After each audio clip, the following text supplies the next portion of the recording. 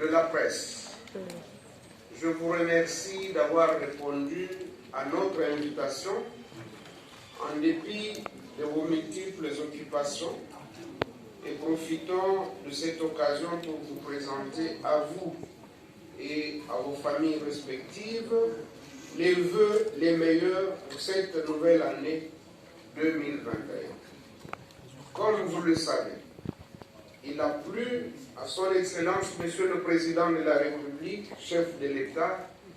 Félix-Antoine Tshisekedi Tshilombo, de nous confier, conformément à l'article 78 de la Constitution, en date du 1er janvier 2021, une mission d'information en vue d'identifier une coalition majoritaire au Parlement.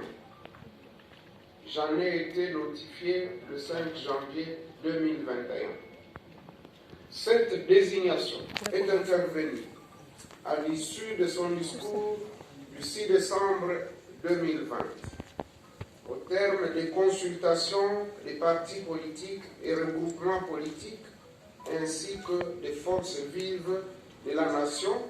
menées par le président de la République, chef de l'État. Il vous souviendra qu'à cette date, le président de la République, chef de l'État, avait annoncé plusieurs mesures dans le souci d'améliorer la gouvernance publique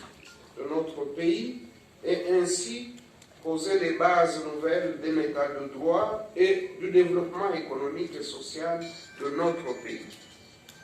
Il était donc normal qu'après ma désignation,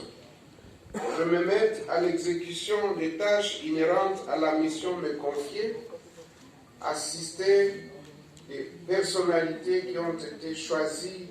discrétionnairement par son Excellence,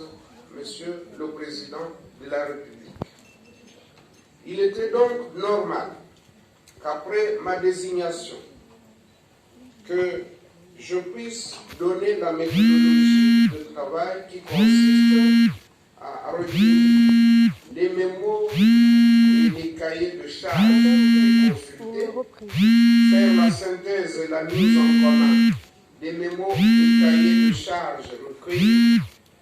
dégager les convergences en vue de définir les grandes lignes de la coalition politique et gouvernementale,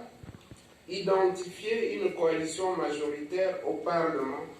en vue de la formation d'un nouveau gouvernement de la République. Je voudrais ici rassurer les uns et les autres que le contenu des mémorandas et autres préoccupations exprimées par les chefs des partis et regroupements politiques, ainsi que par les élus du peuple, sera consigné dans mon rapport final à présenter à son Excellence, Monsieur le Président de la République, chef de l'État. C'est ici l'occasion pour moi de préciser que depuis le début de ma mission, tous les préalables nécessaires ont été réalisés. Dans cette optique, j'ai pris des contacts avec différentes forces politiques qui constituent le Parlement. Aussi, je réitère l'invitation aux différentes forces politiques à répondre positivement à l'appel lancé par le président de la République, chef de l'État, de dégager une coalition politique majoritaire dénommée Union sacrée de la nation, afin de lui permettre de mettre en œuvre le programme pour lequel il a été élu en 2018 et dont il devra rendre compte à la fin de la législature. Parlant de l'Union sacrée de la nation,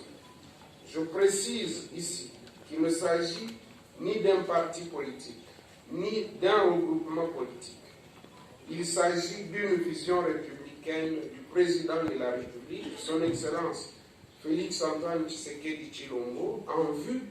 de rompre avec la mauvaise gouvernance du passé et lancer les bases nouvelles d'un état de droit et du développement intégral de la République démocratique du Congo, visant le mieux-être de chaque citoyen. Par voie protocolaire,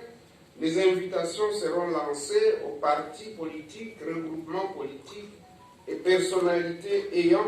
des députés nationaux à l'Assemblée nationale. L'étape du Sénat suivra.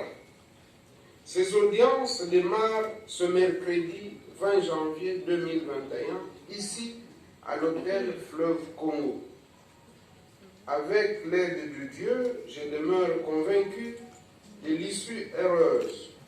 de ma mission par l'identification d'une coalition fondée sur une forte majorité parlementaire, gage de la stabilité de notre pays. Je ne saurais clore ce petit mot sans rappeler que la démarche du chef de l'État a pour finalité de concourir au bien-être de la population congolaise dans toute sa diversité, en s'appuyant sur des axes majeurs, notamment la paix et la sécurité, le développement économique, les réformes institutionnelles et électorales, le bien-être social, l'environnement et le développement durable, le tout par et grâce à des femmes et des hommes nouveaux dans leur comportement et qui prennent la résolution de rompre avec les antivaleurs et de les combattre. J'invite donc la population congolaise à adhérer totalement à la vision du chef de l'État pour en assurer la réussite totale. Je vous remercie.